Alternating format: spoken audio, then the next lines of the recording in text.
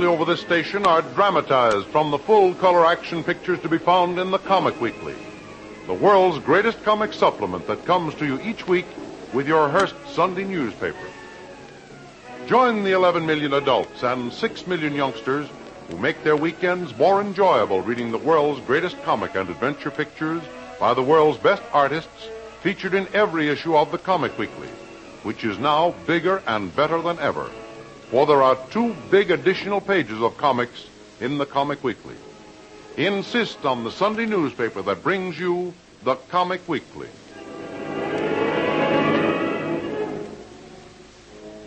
There was only one hitch in the final negotiations between Jim and Inspector Channing of the FBI over Jim's acceptance of the case in which he was to uncover a plot to sabotage the Panama Canal.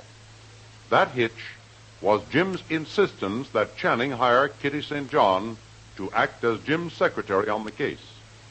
Although, like Jim, Channing admired Kitty's courageous efforts to support herself when her fortune was swept away, Channing hesitated sending a woman on such a dangerous mission. But he finally gave in, called the restaurant where Kitty worked as a waitress, had her come in for an interview, hired her, then called Jim and told him everything was settled. Jim immediately dashed over to Channing's office to arrange the last-minute details of the trip. Well, here I am, Channing. Well, I'm glad to see you, Jim. So you managed to get Kitty St. John okay, eh? Well, now, it wasn't as easy as all that, Bradley. We came within an inch of not getting her to agree. You know, she's a pretty sensible, level-headed person. What'd I tell you? But tell me, what was wrong?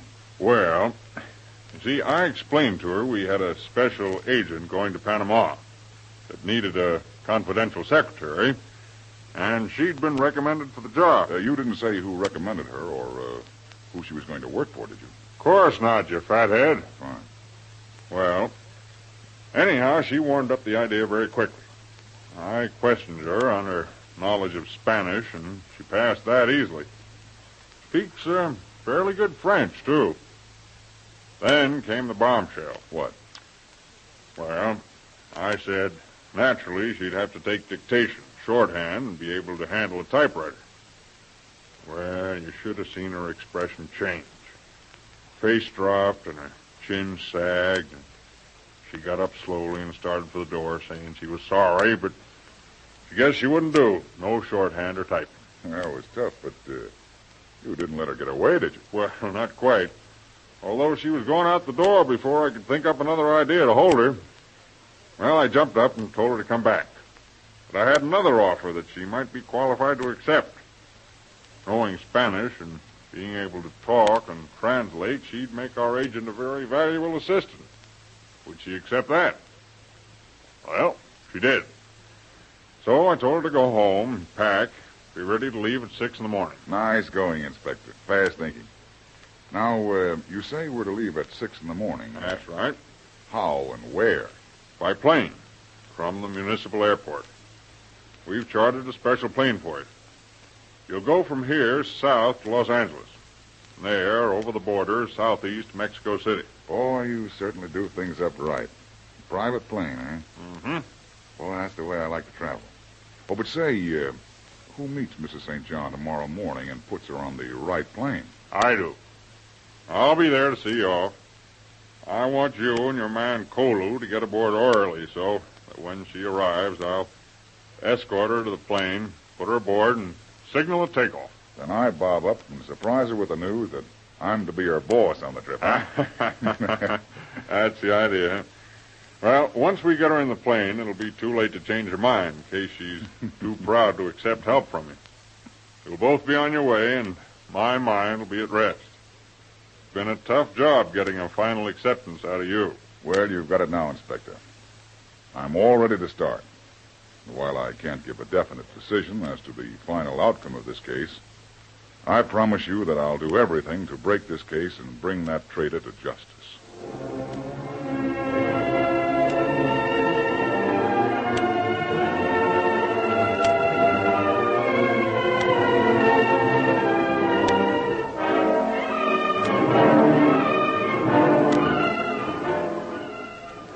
After his meeting with Channing, Jim made a hurried shopping tour for supplies and equipment. At dawn, he was at the airport checking and supervising the loading of his baggage and supplies. Inspector Channing arrived just after the plane was loaded. Well, see, you're on the job early, Jim. Right. What's the matter? Afraid you might miss the plane? No, I just wanted to be out here and see that all my baggage and equipment was safely stowed away. I didn't want to leave anything behind. You know, there are no shops where we're going, and we can't replace things very easily. Yes, you're right there, Jim. Everything all okay? Yep, except the few personal things I'll need on the trip going down. Cola will put them in the plane when we take our seats. Well, your friend Mrs. St. John is due here any minute now, so unless you want to spoil the surprise, you'd better get aboard out of sight. Okay, Channing. I'll say goodbye to you now. Now, don't expect to hear from me too soon.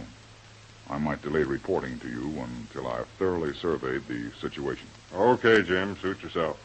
I won't worry about a little delay. Now, you have a list of our agents with whom you can communicate if necessary. They're all 100% reliable, although we haven't advised them about your part in this investigation. No one knows you're even coming. Fine. Well, so long, Jim. Have a good trip. Best of luck in your job, and safe, quick return. Thanks, Inspector. And so long now, and hope to see you soon. You better hurry up to the gate up there and find my assistant. Okay, Colo. Bring those things aboard and get in. Yes, Colo. Okay, pilot. You can start to warm up your motors.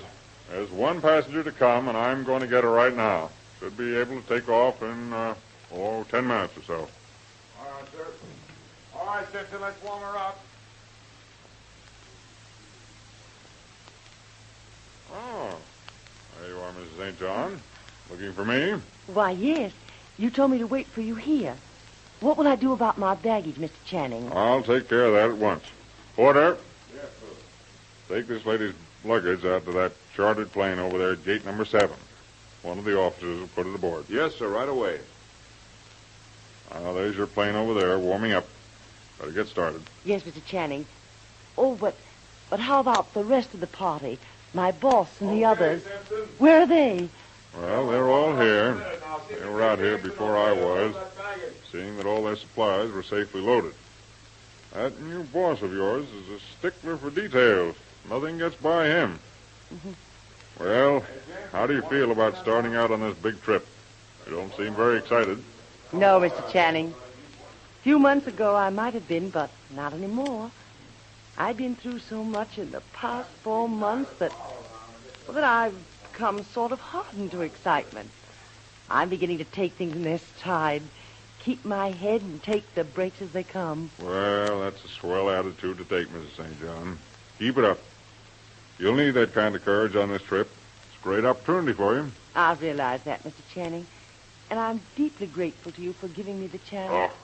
Don't mention it. Here, wait, I'll open that gate for you. Thanks.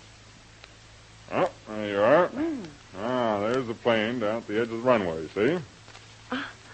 I don't see anyone around the plane except that porter and one of the flight officers. Where is my mysterious boss?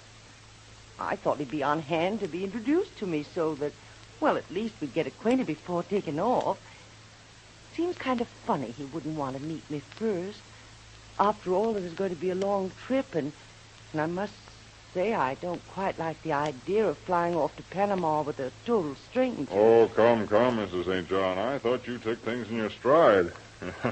Not getting nervous or suspicious, I hope. Oh, no, not at all.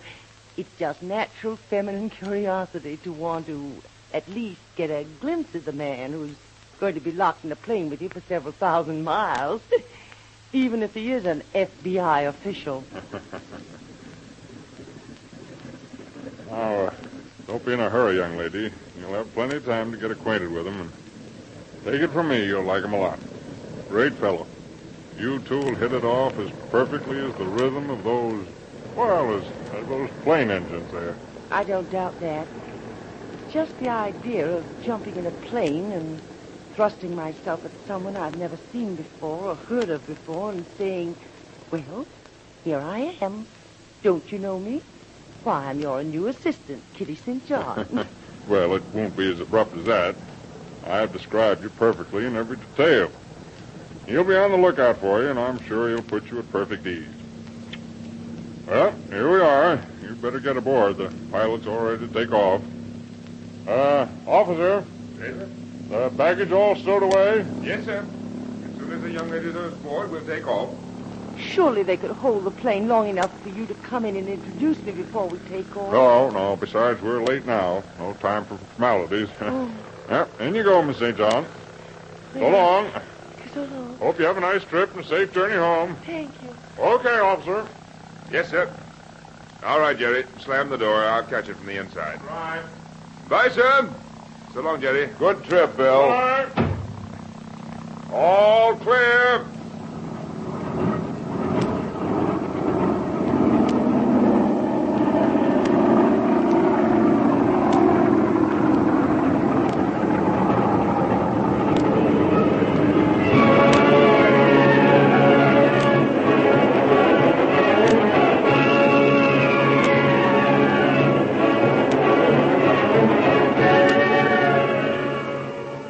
Down the long concrete runway, up into the air, the big passenger airliner takes off on the first leg of its eventful journey southwest to Mexico. What happened inside the cabin of the airliner when Kitty St. John went in and discovered who her new boss was to be? And in the excitement of the preparations for the big case, has Jim forgotten Lil way down east on her parents' farm? Has he written her regarding his decisions to help Kitty St. John by securing her a place as his assistant? If so, what will Lil's reactions be to this move when she was refused a place in the expedition? There are dangerous complications in the answers to these questions, so don't miss the next exciting episode in the adventures of Jungle Jim. Remember, you can follow these adventures in the full-color action pictures to be found in the Comic Weekly, the world's greatest comic supplement containing the best full-color adventure and comic pictures. Remember, no other comic supplement can give you the top names of Cartoonland like the all-star favorites to be found in the Comic Weekly.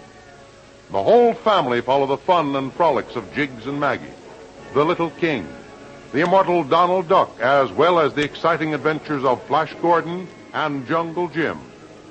Join the 11 million adults and 6 million youngsters who every week find the greatest of home entertainment in the Comic Weekly, which comes to you with your Hearst Sunday newspaper. More thrilling radio adventures of Jungle Jim will be heard at this same time next week over this same station. Be sure to tune in.